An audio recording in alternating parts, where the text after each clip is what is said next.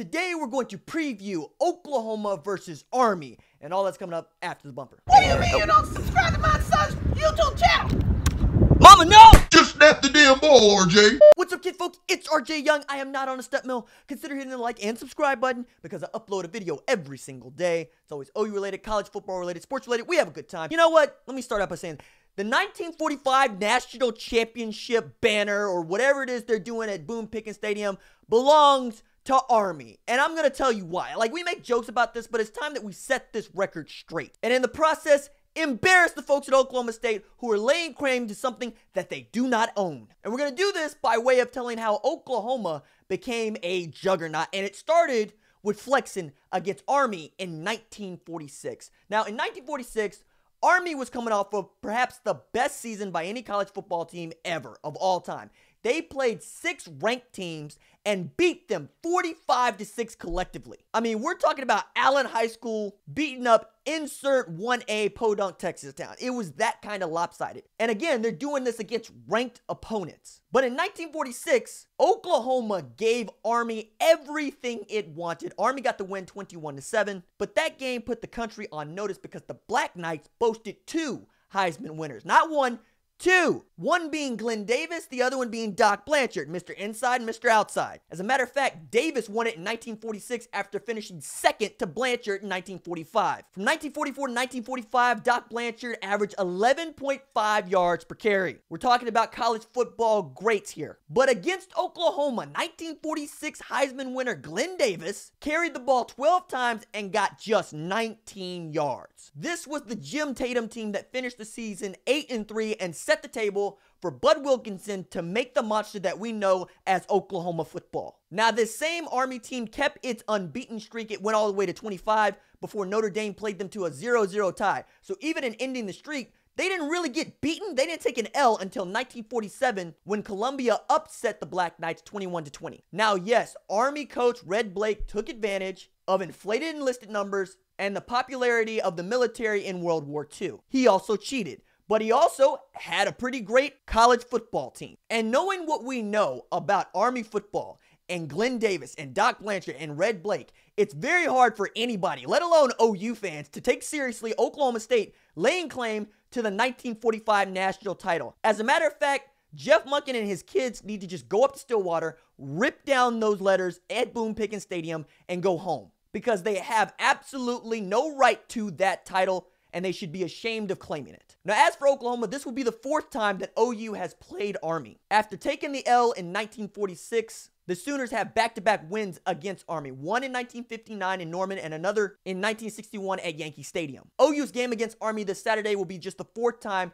that Oklahoma has played Army. And after losing to Navy in 1965, Oklahoma has not taken an L to a service academy since. Granted, they played Air Force in 2001, but still. Now, as for Oklahoma heading into this game, the Sooners are the number 5 team in the country after getting a 10-point win against an Iowa State team that folks still believe is going to be better than their 1-1 record today. And no matter what we think about the defense against Iowa State, Matt Campbell had a great game plan. He stuck to it. He max protected his backup quarterback. He sent his guys out in routes and said, our guys can beat your guys, and Hakeem Butler beat everybody in front of him. And it'll be interesting to see what kind of defensive scheme Mike Stoops cooks up for the Army Black Knights, because running nickel against this team might not be the best way to go. I'm a huge proponent of the 4-2-5, but this is the one game where I can see Mike Stoops breaking out a 3-4 and not coming out of it for the entirety of the game, because the Black Knights run an offense that not a lot of folks see, though OU fans should be familiar with it, and we'll get to that in a bit. But we also know that the offense is Kyler Murray at this point, not just because Kyler Murray is the most dynamic football player in college football today, but because the loss of Rodney Anderson was felt against Iowa State. And it's not because the running backs are bad. Trey Sermon averaged better than 5 yards per carry. Marcellus Sutton got hurt, came back into the game. And most folks are high on either TJ Pledger or Kennedy Brooks to be able to do their part this season. But none of those 4 have proven that they are capable of doing the things that Rodney Anderson was able to do. Because there was a good argument for Rodney Anderson being the best player on OU's football team, despite not being the best athlete. Now, the offense is Kyler Murray. In back-to-back weeks, the offense has functioned at the high pace that we're used to seeing it because Kyler Murray can keep the offense on schedule. He does that with his pinpoint precision passes, with various run schemes that incorporate the running back, and with Hollywood Brown and CeeDee Lamb. And I think that's where we're going to see Oklahoma separate from Army, and I'll get to more about Army's defense later. But between Kyler Murray, Marquise Brown, CeeDee Lamb, and 4 tailbacks, Oklahoma should be able to figure it out on offense. But again, defensively, the thing that annoyed most OU fans who watched the Iowa State game is the thing that could lead to an L against Army, and that's missed tackles. Oklahoma has to wrap up quarterback Kelvin Hopkins and that bevy of running backs and put them on the ground, or it's going to be a long day at Owen Field. The one thing you have to do against the flex bone is tackle. So maybe that's what the scheme is this week, is just tackle. Tackle in space, wrap people up, put them on the ground. Outside of that, I expect to see some Ryan Jones or at least a Sam linebacker in the way that we didn't see against Iowa State. I expect to see an 8th man in the box every time Army comes to the line. But that center fielder is going to have to be on his P's and Q's, because I can see Kelvin Hopkins taking a shot when he sees one-on-one coverage with a single high safety. And if that's Khalil Houghton, you're real iffy at this point. So you need Justin Broyles, Brendan Radley-Hiles, and Jordan Parker to be ready to go at the safety position. They have to be able to tackle. They have to still be disciplined enough to cover center field. On the edges, Parnell Motley, Trey Brown, Trey Norwood, they're going to have to wrap people up, and they're going to have to play assignment football, because the ball is going to find them. It's going to come to their side of the field, and it's going to come more often than they've ever seen it before because of the offense Army runs. And that offense is the flex bone triple option. And what makes this offense great is because of the misdirection with the football, and that the fullback can still hurt you. The fullback is your first read, the first guy to stop. The fullback dive forces Kelvin Hopkins to pull the ball and run it himself, or pitch it to the slot back. But if the fullback is able to get 4, 5, and 6 yards on the fullback dive, again, long day for Oklahoma. You're going to have to get in gaps. You're going to have to fill.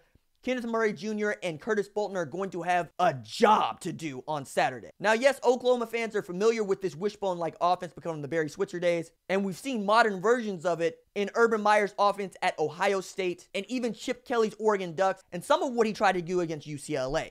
And I liked hearing that during the spring game and even during the pregame, they worked on a little of this offense because they knew they were going to see it from the defensive side of the ball. But seeing this offense just the one time in the 1 week can really hamper a defense, because they're just playing a different kind of defensive ball than they're going to see all year in Big 12 play. And it's not as if this Army football team is the Army football team that you saw 5 years ago. This is a program on the rise. Head coach Jeff Monken has done a phenomenal job putting together this program. Over the last 2 years, they've won 18 games, which is more than they won in the last 5 years combined. Now, yes, they lose their talisman and quarterback Ahmad Bradshaw, who set school records and rushed for 1,746 yards last year, and they've handed off that responsibility to quarterback Kelvin Hopkins. Now, he's the man, and he's getting better with every snap, but he's only played 3 games as the starter, and he's not the level of quarterback that Ahmad Bradshaw was. But more to the point, Kelvin Hopkins does not have Ahmad Bradshaw's line. The Black Knights have 4 new starters on the offensive line. So 2-year starter and senior Bryce Holland has a lot of responsibility when it comes to anchoring that offensive line. But as with every flex bone, it is the slot backs and the fullbacks or the wingbacks, whatever you want to call them, the guys who are running option alongside Kelvin Hopkins, who are the problem. Fullback Darnell Woolfolk and backs Connor Simoka and Caden Holder are the guys you have to stop. Each one of those guys has more than 150 yards rushing and is averaging better than 4 yards per clip. In fact, Holt is popping people off at 7 yards per clip. Again, fullback dive, gotta stop it. Through 3 games, Army has rushed for 920 yards and is averaging 4.9 yards per carry as a team. And yes, they're inexperienced on that offense, but they watched the 2017 team rush for 362 yards a game and average 6 yards per clip. Both of those were best in the country. The defense returns 8 starters, including linebacker James Nakteagle, who is their best player. He had 103 tackles last year and 5 sacks. Both of those stats led the Black Knights on defense last year. He'll get help in his linebacking core from Cole Christensen, who had 84 tackles last year. But the defensive backs are really stepping up in a big way for this defense. And Jalen McClinton is the X factor for this team. He has an interception, a tackle for loss, and a forced fumble from the defensive back position. But overall, this defense should not give Oklahoma a hard time. In fact,